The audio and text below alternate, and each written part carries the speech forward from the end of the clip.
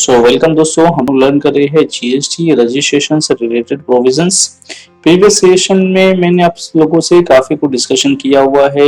मैंने सेक्शन 22, 23, 24 को आपको बहुत अच्छे डिटेल में आपको बताया, जिसमें मैंने आपको बताया कि अगर आपका टर्नओवर 40 लाख है या उसके अधिक हो गया है तो आपको जीएसटी में रजिस्ट्रेशन करना कंपलसरी था। सेक्शन 23 में मैंने आपको बताया था कि अगर आपका टर्नओवर 40 लाख तो है, बट आप जिस कमोडिटी में डील कर रहे हो वो एग्जेम्प्टेड सप्लाई है, मतलब आपकी जो सप्लाई जो 40 लाख की या उससे अधिक जो है वो 100% एग्जेम्प्टेड है, या आप एग्रीकल्चरिस्ट हो।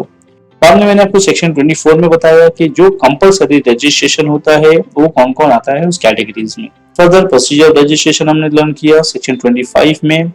देन मैंने आपको बताया था सेक्शन 26 और 28 को साथ में एक ही वीडियो में मैंने आपको बताया हुआ है, जिसमें डीम रजिस्ट्रेशन से रिलेटेड प्रोविजंस और अमेंडमेंट ऑफ रजिस्ट्रेशन से रिलेटेड प्रोविजंस को मैंने आपको डिस्कशन किया था। सेक्शन 27 में मैंने आपको डील बताया कि जो कैजुअल टैक्सेबल का रजिस्ट्रेशन होता है वो कौन है, कैजुअल टैक्सेबल पर्सन क्या होता है, कौन है और उसको रजिस्ट्रेशन की रिक्वायरमेंट क्यों होती है। फर्दर हम लोगों ने नॉन रेसिडेंट्स का जो रजिस्ट्रेशन था वो हम लोग उसके बारे में हमने डिस्कशन किया था।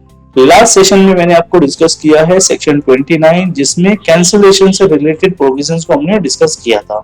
यहाँ पे मैंने आपको उससे रिलेटेड सारे प्रोविजन जो जीएसटी कैंसिलेशन में यूज में आते हैं हम लोगों ने वहां पर डिस्कस किया था। और फाइनली आज के इस सेशन में सेक्शन 30 को डिस्कशन करेंगे, ताकि जो रजिस्ट्रेशन से रिलेटेड हमको डिस्कशन करना था, यानी रजिस्ट्रेशन से लेके कैंसिलेशन और देन रिवोकेशन ऑफ कैंसिलेशन का वो प्रोसेस हमारा कंप्लीट हो जाए।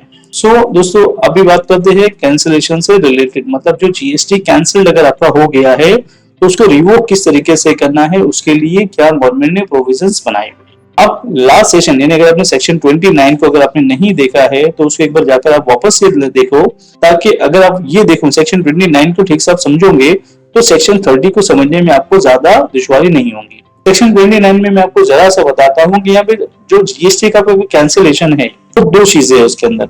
एक, आपने खुद से उसको कैंसिल करवा दिया है, यानी आपका बिजनेस डिसकंटिन्यू हो गया, या प्रॉपर्टी की डेथ हो गई, या आपके बिजनेस में कॉन्स्टिट्यूशनल चेंजेस आ गई है, या कोई और रीजन था आपने खुद ही करवा दिया। या हो सकता है कि जो प्रॉपर ऑफिसर है, जो जीएसटी ऑफिसर है, उसने आपका जीएसटी कैंसिल कर दिया या उसको फ्रीज कर दिया। या हो सकता है आपने जीएसटी का return time to time file नहीं किया, आपने जीएसटी के जो लॉ है उसको कंप्लायंस नहीं किया, आपने जो जीएसटी नंबर लिया था वो किसी फ्रॉडन पर्पस के लिए था, ये जीएसटी नंबर आपने बस ले लिया था वॉलंटरी, आपको जो लगा कि भाई मेरा बिजनेस चलेगा, बट लेकिन बिजनेस आपने शुरू ही नहीं किया या बिजनेस आपका कंटिन्यू हुआ नहीं, तो ऐसी कंडीशन में आपने कैंसिल कर दिया। उससे रिलेटेड बहुत सारे प्रोविजंस मैंने सेक्शन 29 में डिस्कशन किया हुआ है, आप उसको जाकर के अच्छे से एक बार जरूर से सीखो। अब फाइनली आज के सेशन में जो मैं आपको बताऊंगा सेक्शन 30 में तीन चीजों को हमको मेन डिस्कशन करना है कि रिवोकेशन कैसे होगा, कौन करके देगा, और एक बार रिवोकेशन हुआ तो कहाँ पे आपका रिवोकेशन हो जाता है। दोस्तों अगर मैं बात करूं रिवोकेशन और रजिस्ट्रेशन से रिलेटेड सेक्शन 30 की, तो सबसे पहली चीज, सपोज आप एक टैक्सेबल पर्सन हो जिसके बाद में ऑलरेडी जीएसटी रजिस्टर्ड है, ठीक है। आपने क्या किया, आपने 3 मंथ्स का आपको जो जीएसटी का जो रिटर्न फाइल था आपने उसको कंटिन्यू नहीं किया, तो ऐसी कंडीशन में क्या होगा, आपका जीएसटी जो है कैंसिलेशन के लिए चला जाएगा, बराबर है। लेकिन वो कैंसिल होगा नहीं, वो क्या हो जाएगा, फ्रीज हो जाएगा। जीएसटी कैंसिल नहीं होगा, फ्रीज हो जाएगा। तो आप क्या करोगे, उसको रिवोकेशन के लिए उसको अप्लाई करोगे, ऑनलाइन जाकर के जीएसटी के पोर्टल से उसको रिवोकेशन के लिए एप्लीकेशन फाइल करोगे आप, तो वो एप्लीकेशन जाएगा प्रॉपर ऑफिसर के पास में।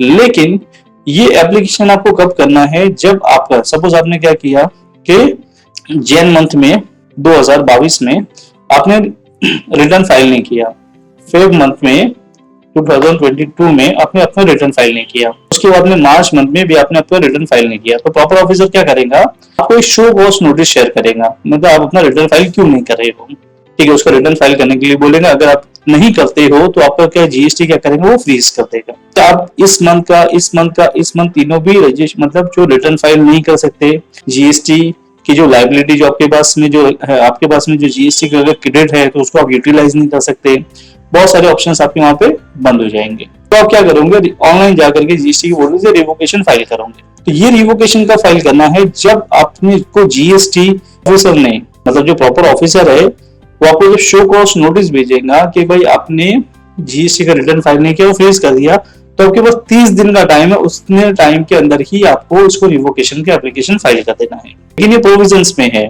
लोगों ने 3 मंथ्स 4 मंथ्स 5 मंथ्स के बाद भी रिवोकेशन फाइल किया है और उनका रिवोकेशन हुआ है। देखो कुछ क्लाइंट ऐसे है जिनका जो 1 ईयर के बाद में या 2 इयर्स के बाद में भी उनका रिवोकेशन मैंने फाइल किया और रिवोक हो गया था। बस हुआ ये कि उसके ऊपर जो पेनल्टी इंटरेस्ट लगा हुआ था उनको पे करना पड़ा था। अब इसमें सेक्शन 30 में बोलता क्या, any registered taxable person whose registration is cancelled, जो भी रजिस्ट्रेशन टैक्सेबल पर्सन है उसका रजिस्ट्रेशन अगर कैंसिल हो गया है, may apply to proper officer for revocation cancellation of registration within 30 days from the date of the cancellation under। मतलब कि जिस दिन कैंसिल हो गया है, जैसे अगर आपका जीएसटी 31 मार्च 2020 में अगर 22 में अगर कैंसिल हुआ है तो आपके पास में यहाँ से 30 डेज है कि आपका टाइम है कि आप इसको वापस से रिवोक कर लो।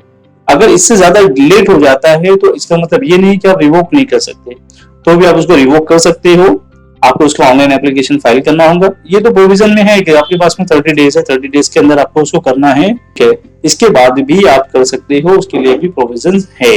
तो इसमें सिंपल सी बात क्या कही जा रही है कि 30 दिन के अंदर आपको उसको अप्लाई कर देना है, उसको रिवोक कर देना है। अदर प्रोविजन क्या बोलता है इसमें, जब सपोज आपने आपका रिटर्न फाइल नहीं किया, आपको शो कॉज नोटिस आ गई, आपने उसके बाद भी आपने रिवोकेशन को फाइल नहीं किया, बाद में आपको 2 महीने 3 महीने 4 महीने के बाद में होश आया कि यार मेरा जीएसटी कैंसिल हो गया है, मुझे उसको रिवोक करना है। तो आप क्या करोगे, आपने उसका जीएसटी का रिवोकेशन आपने फाइल कर दिया।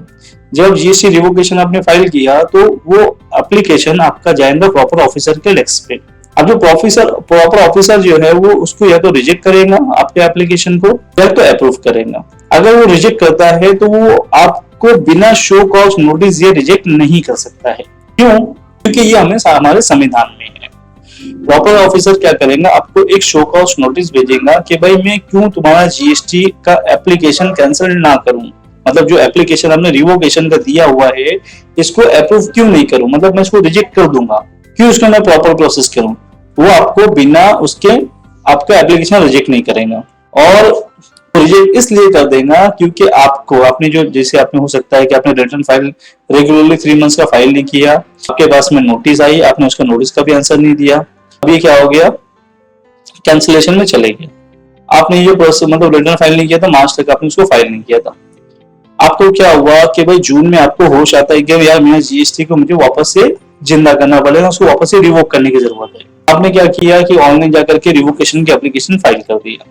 वो जाती है आपकी एप्लीकेशन प्रॉपर ऑफिसर के डेस्क पे। प्रॉपर ऑफिसर क्या करेगा, इसको एक्टिवेट तो करेगा, वापस से रिवोक तो करेगा, लेकिन आपकी जो जनवरी फरवरी मार्च के ऊपर जो भी लेट फी है वो आपको पे करना होगा। अगर आपकी कोई लायबिलिटी है तो लायबिलिटी को आपको पे करना होगा। इसके साथ में अगर आपके कोई इंटरेस्ट एप्लीकेबल हो तो उसको पे करना पड़ेगा।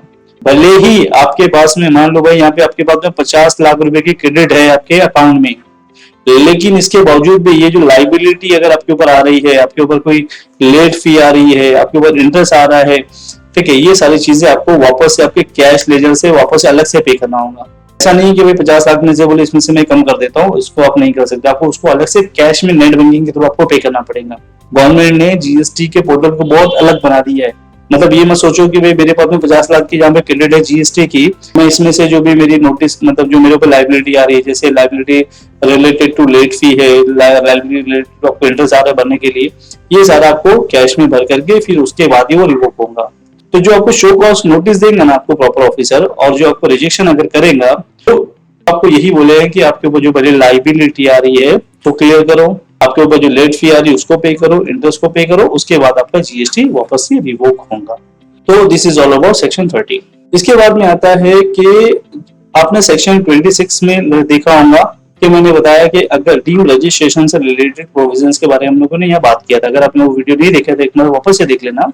और सेक्शन 29 में भी मैंने इस चीज को जिक्र किया है कि अगर आपने एक बार जीएसटी में रजिस्ट्रेशन ले लिया तो इस मतलब सीजीएसटी में आपने रजिस्ट्रेशन लिया तो इसका मतलब एस में भी हो गया और आई में भी हो गया। इसी तरीके से अगर आपके कैंसिलेशन सीजीएसटी में कैंसिलेशन हो जाता है तो आई में भी हो जाता है, एस में भी हो जाता है।